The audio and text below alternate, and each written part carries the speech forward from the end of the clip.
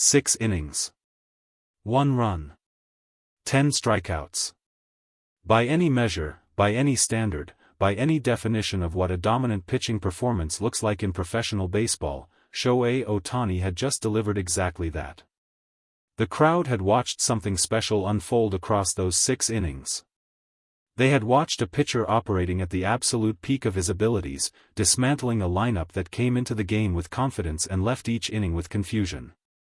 And then, in a moment that nobody saw coming, 2 umpires walked toward the mound. Not to check the baseball. Not to issue a warning. Not to have a routine conversation about the pace of play or a disputed call at the plate. They were walking toward Ohtani directly. With purpose. With authority. And with an instruction that stopped everyone in that stadium cold. He was being ordered to leave the game. Not pulled by his manager. Not removed due to injury. Ordered off the field by the umpires themselves, a sequence of events so unusual, so outside the normal rhythm of a baseball game, that the crowd fell into the kind of silence that only arrives when something genuinely unprecedented is unfolding in front of you. What happened next would shock the stadium, ignite a firestorm in the dugout, and force Ohtani himself to make 2 demands that nobody expected. Because the confrontation that exploded in the 6th inning did not come from nowhere. It had roots. It had context. And that context begins in the 5th, during a sequence of events that started small and built into something that neither the umpires nor the Dodgers coaching staff could ignore. Ohtani had been dealing all night. That is the only word for it. Dealing. His fastball was carrying with the kind of life that makes even experienced major league hitters look uncertain. His sweeper was sharp and late-breaking, landing in locations that made opposing batters commit early and pay for it. His splitter was doing what the best splitters do, looking exactly like a fastball until it wasn't, disappearing out of the zone at the last possible moment and leaving hitters frozen or off balance. Through 4 innings, everything was clean. The opposing lineup was being handled efficiently, without drama, with the kind of quiet dominance that Ohtani makes look routine even when it is anything but. Then the 5th inning arrived. And with it, something shifted. The plate umpire had been watching Ohtani's grip closely for 2 innings. This is not unusual. Umpires are trained to monitor pitchers for foreign substances, pine tar, spider tack, sunscreen mixed with rosin, anything that could artificially enhance the movement or grip of a baseball beyond what the rules permit. It is part of the job. It happens in games across the league constantly. But what the umpire noticed in the 5th inning triggered something beyond a routine inspection. He called time. He walked toward the mound. He examined the baseball. He examined Ohtani's hand. And then, rather than returning the ball and resuming play, he walked back to home plate and had a conversation with the second umpire, a conversation that lasted longer than anyone in the stadium was comfortable with. Ohtani stood on the mound during this conversation. His expression, as it almost always is in difficult moments, was completely neutral. He watched. He waited. He did not argue or gesture or show any visible sign of frustration. But inside the Dodgers dugout, the temperature was rising. In baseball, the relationship between a manager and his starting pitcher during a dominant performance carries a specific kind of weight. When a pitcher is dealing, truly dealing, the way Ohtani was dealing that night, the manager's entire focus is on protecting that performance. On managing the bullpen to give his starter every opportunity to stay in the game. On making sure nothing external interrupts the rhythm that has been built across those innings. What Roberts was watching unfold in the 5th inning was exactly the kind of external interruption that no manager wants. And when the umpire's conversation concluded and neither official moved to resume play, Roberts came out of the dugout. The exchange that followed was visible from the stands but largely inaudible to everyone except the participants. Body language told part of the story. Roberts was asking questions. The umpires were explaining something. Roberts was not satisfied with the explanation. The conversation became more pointed. And then the second umpire said something that changed the temperature of everything. He said Ohtani needed to be inspected more thoroughly. Not just his hand. His uniform. His glove. A full physical examination, conducted on the field, before play could resume. Roberts later described his reaction in the press conference as professional. The footage from the dugout camera told a slightly different story.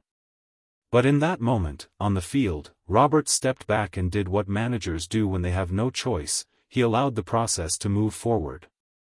The umpires approached Ohtani. Ohtani listened to the instruction. He looked at the two umpires standing in front of him on the mound, men who had just told one of the greatest players in the history of the sport that they needed to examine him physically before the game could continue.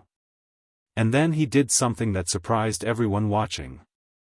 He handed over his glove. Calmly. Without argument. Without the explosion of frustration that the moment seemed to be building toward. He extended the glove toward the umpire, made eye contact, and waited. In the stands, that gesture landed in completely different ways for different people. Some saw composure. Some saw dignity. Some saw a player who understood that arguing with umpires in that moment would only make the situation worse, who chose to let his cooperation speak louder than any protest. But in the opposing dugout, that image, Ohtani standing on the mound, extending his glove to an umpire during the middle of a dominant six-inning performance, was being processed differently. Because every player in that dugout had just watched the best pitcher on the field get stopped, questioned, and physically examined. And regardless of what the inspection found or didn't find, the fact that it happened at all felt significant. The inspection took several minutes. Both umpires examined the glove carefully. They checked the seams, the lacing, the webbing, the interior. They examined Ohtani's hand and forearm. They checked his cap, the inside brim, the band. They checked the front and back of his jersey. They found nothing. Play resumed. Ohtani went back to work. 3 more outs. His stuff remained sharp. His command remained precise. He was operating in that rare zone where everything is working simultaneously and the game feels almost easy from the pitcher's perspective. When the third out of the 6th inning was recorded, Ohtani walked off the mound toward the dugout. 6 innings complete. 1 run allowed. 10 strikeouts. A performance that belonged on any highlight reel of the season. And then the two umpires were moving toward him again. This time, the instruction was different. This time, they were not asking for an inspection on the field. They were telling Ohtani that he needed to leave the game entirely. That the inspection protocol required his removal pending a more comprehensive review that could not be conducted between innings on an active field. The word that came out of the dugout at that moment was not printable. Because this was not a routine removal. This was an unprecedented instruction.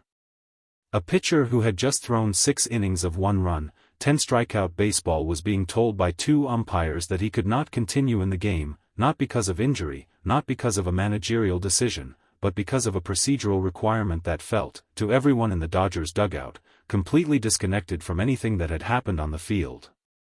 Roberts came out of the dugout immediately. And this time, the conversation was not calm. Those 4 words came from the opposing dugout. From manager Bob Mendoza, who had spent 6 innings watching his lineup get dismantled and had apparently reached a point where composure gave way to something rawer and less measured. Send him back to Japan. The words carried across the field clearly enough that multiple players on both sides heard them. The reaction was immediate. The Dodgers dugout erupted. Roberts, already in a heated exchange with the umpires, turned toward the opposing dugout. Players began moving toward the top step on both sides. The umpires stepped between the dugouts. Voices were raised. The stadium, which had been buzzing with confusion since the inspection began, was now fully engaged with what was unfolding, a scene that had nothing to do with baseball mechanics and everything to do with the pressure and frustration that a 6-inning, 1-run, 10-strikeout performance can generate in the people on the wrong side of it. Mendoza was not finished. He came out of his dugout. He directed his words toward the umpires, toward Roberts, toward anyone close enough to hear. The situation had escalated beyond the scope of a routine argument. This was something more volatile, something that touched on things bigger than a single ejection or a disputed call. What Mendoza said in those moments would follow him into every press conference, every interview, every conversation about that game for weeks afterward. But the player at the center of all of it, the player whose glove had been taken, whose uniform had been examined, who had been ordered off the field after one of the best starts of the season, stood quietly at the edge of the dugout and watched. The first was directed at the umpires. Ohtani requested, formally and directly, that the results of the physical examination be documented and made available to the Dodgers organization in writing. Not communicated verbally. Not summarized in a post-game report. Documented formally, in writing, with specific notation of exactly what was checked, what was found, and what conclusion the inspection reached. This demand was not emotional. It was precise. It was the request of someone who understood that what had just happened on that field needed to exist in the official record with complete clarity, not because he had anything to hide, but because ambiguity in situations like this has consequences. For his reputation. For his teammates. For the integrity of the performance that had just been delivered.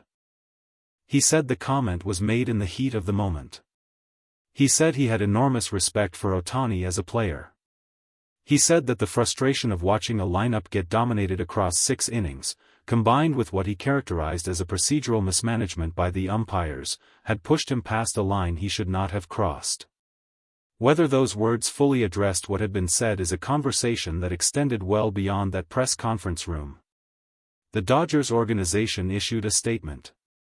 The league reviewed the incident. The conversation about what Mendoza's words represented, and what they revealed about the pressures and frustrations of competing against Ohtani at this level, continued for days. But here is what remained when all the noise settled. 6 innings.